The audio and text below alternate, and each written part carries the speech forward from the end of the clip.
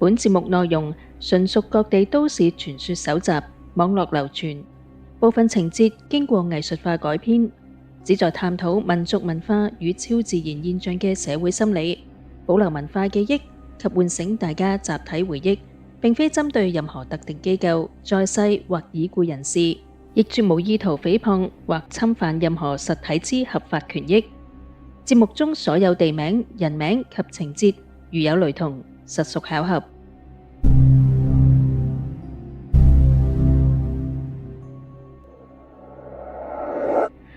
今晚要分享嘅題目，雖然未必同靈異有直接關係，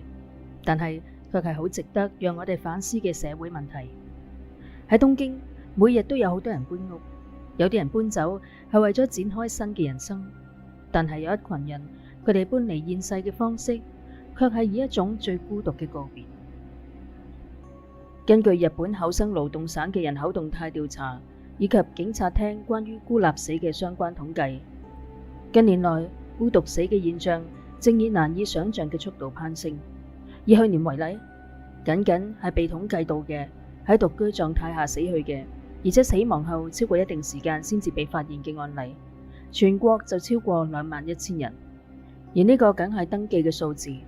喺繁華大樓嘅陰影處，喺老舊公寓深鎖嘅門後，仲有多少未被計入嘅寂靜，就不得而知啦。當一個人以呢種方式離開世界，遺體被發現並運走之後，間屋就唔會恢復原狀，嗰度留下嘅往往係一種難以用言語形容嘅污濁。咁唔單止係物理上嘅污染，更多嘅係某種能量嘅殘留。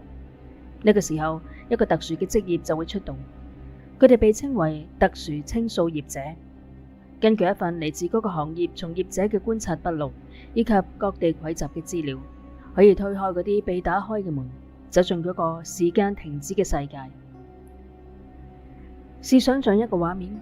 如果一個人倒下喺求救無門嘅情況下，身體會經歷點樣嘅變化？咁就係清掃專家進門時面對嘅第一課。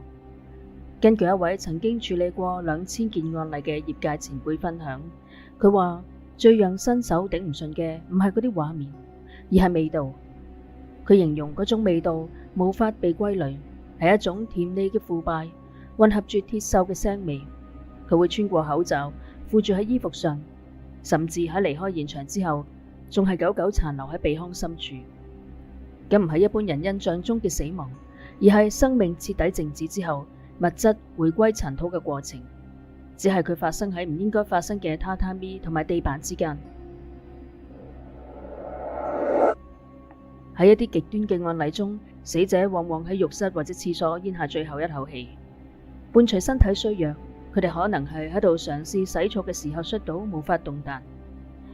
警方處理嘅記錄顯示，當公寓管理員因為發現有業戶長期未繳管理費，而且無法聯繫上住戶，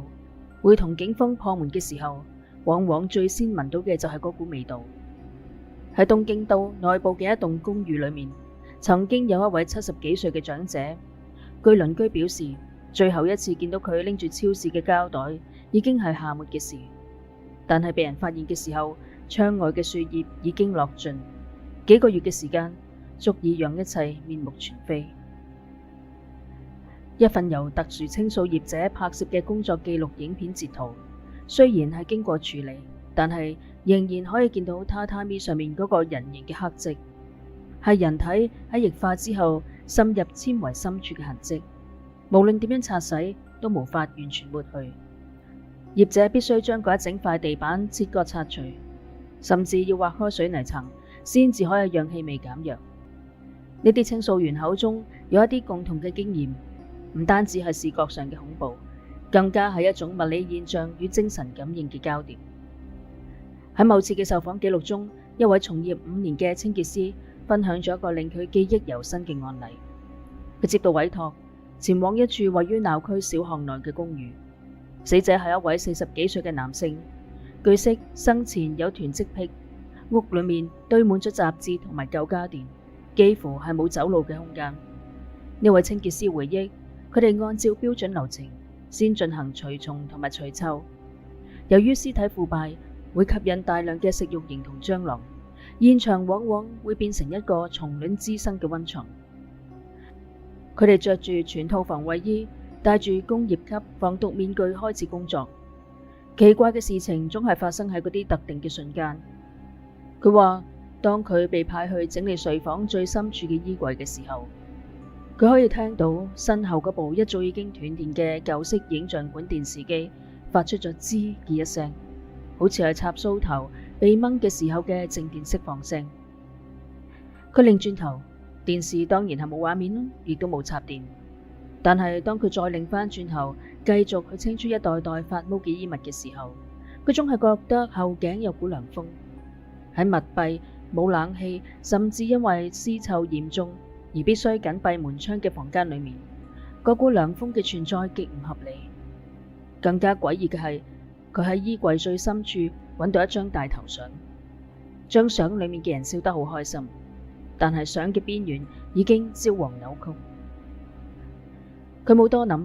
將張相裝進咗專用嘅拉鏈袋列為遺物。直到佢落樓休息，同同事提起呢件事，同事先至面色發青咁樣話俾佢知：嗰間房你會唔會覺得特別逼啊？好似係有人一直企喺你旁邊，所以你先至一直彎住腰喺度做嘢。呢啲業者稱之為殘留思念，唔係鬼魂，而係比較似係一餅錄影帶，某種強烈嘅情緒或者意外被刻印喺咗現場嘅建築材料裏面。另一份嚟自台灣嘅採訪報道顯示，呢一種現象似乎係跨文化。同樣係從事特殊清掃嘅業者，曾經喺一處堆滿飯盒嘅垃圾屋中，經歷咗比恐怖片更加離奇嘅情節。當時工作人員正喺度清理客廳同埋飯廳交界處嘅一個巨大嘅櫃，嗰個櫃非常之重，至少要3個人先至可以搬得喐。突然間喺冇地震，亦都冇任何人觸碰嘅情況下，嗰個櫃劇烈搖晃咗5-6下，聲音大到好似喺度敲鼓咁。在場嘅人先係呆住，跟住就奪門而出。雖然事後調查係因為物品堆疊不穩導致重心偏移，但係業者事後回想，或者係佢哋想提醒我哋，佢哋仲喺呢一度，唔好亂喐佢嘅嘢。咁係一種執着，生前對於擁有物嘅執着，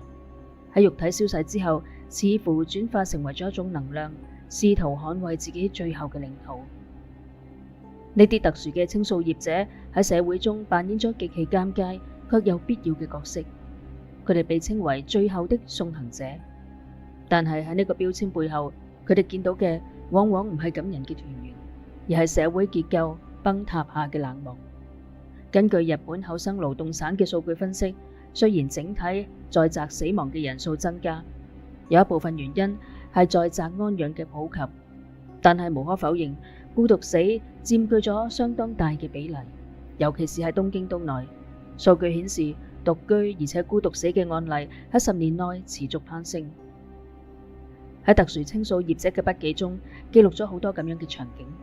當佢哋費盡心力清理完畢，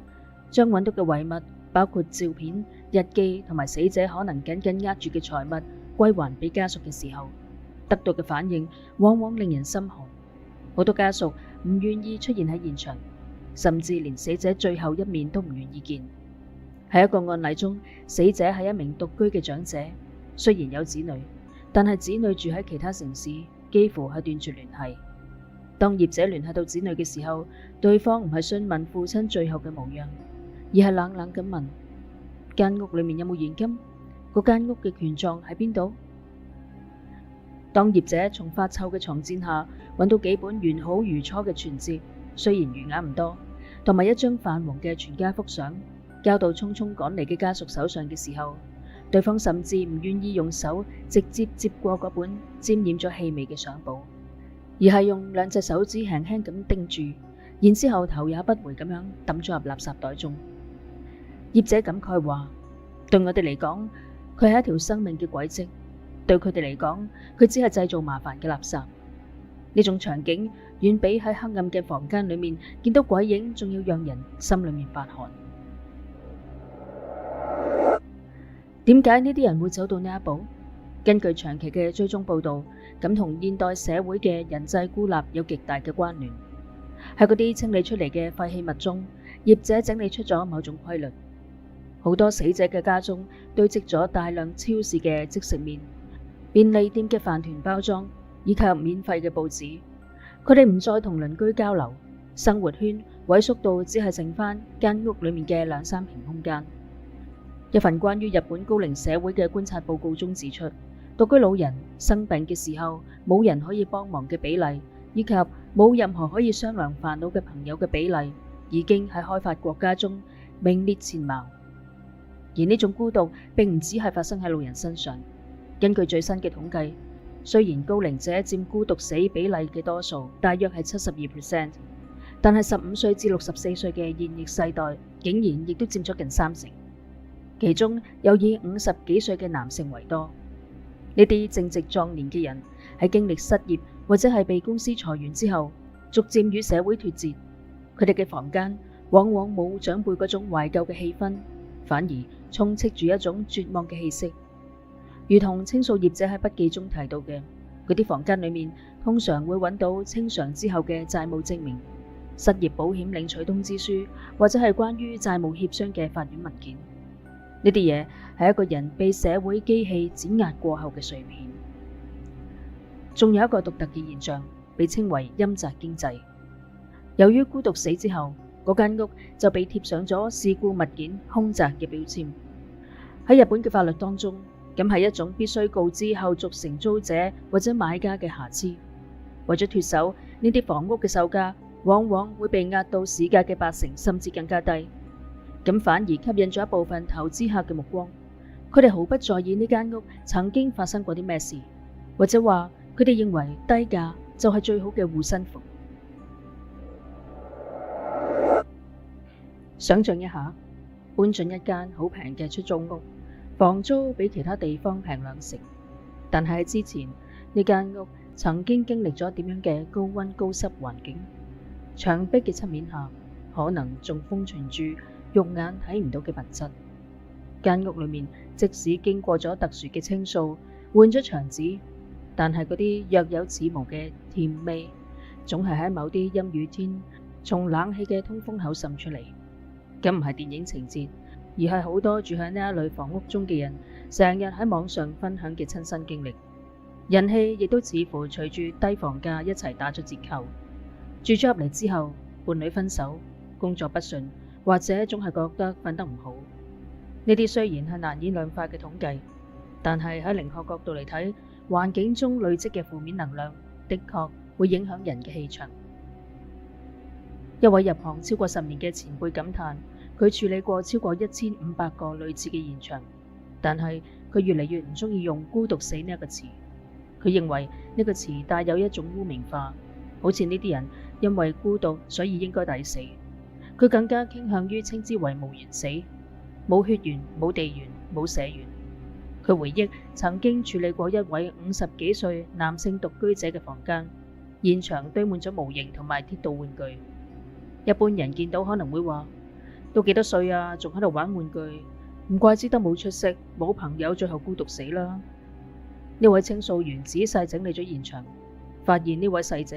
其實係有住嚴謹嘅記賬習慣。佢將每個月嘅人工都規劃得好清楚。喺經濟泡沫破滅之後，佢失去咗正式工作，只可以以 part time 為生。但係佢依然努力活着，定期繳費，甚至仲會捐款俾慈善機構。嗰日佢會倒下，只係因為心臟突然間停止咗。佢並唔頹廢，只係運氣唔好，而且冇人喺佢需要嘅時候拉佢一把。所謂嘅靈異，唔只係穿牆過屋嘅鬼魂，更加係一種社會現象嘅投射。當啲人習慣於碌手機，習慣於唔同鄰居打招呼，習慣於報喜不報憂咁樣同家人通電話嘅時候，每個人都喺不知不覺中為自己建造咗一座孤島，或者距離嗰種孤獨死嘅結局並唔遙遠。好多孤獨死嘅案例，現場都係一個極度髒亂嘅垃圾屋。有一種靈學與心理學交織嘅觀點認為，當一個人覺得自己被社會拋棄，失去咗與外界嘅連結，佢佢就會失去維持生活嘅動機。